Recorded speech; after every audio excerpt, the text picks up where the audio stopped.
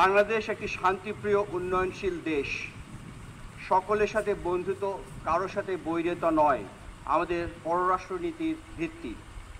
কিন্তু আমাদের ভৌগোলিক অখণ্ডতা, স্বাধীনতা ও সার্বভৌমত্বের প্রশ্নে কোনো রকম আপোষ করা হবে না।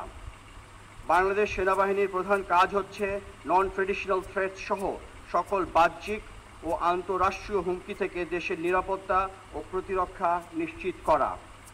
তারই অংশ হিসাবে বাংলাদেশ সেনাবাহিনী একের পর এক বিভিন্ন গুরুত্বপূর্ণ দায়িত্ব ও প্রকল্প সফলভাবে সম্পন্ন করার মাধ্যমে আজ দেশের একটি বিশ্বস্ত সংস্থায় পরিণত হয়েছে।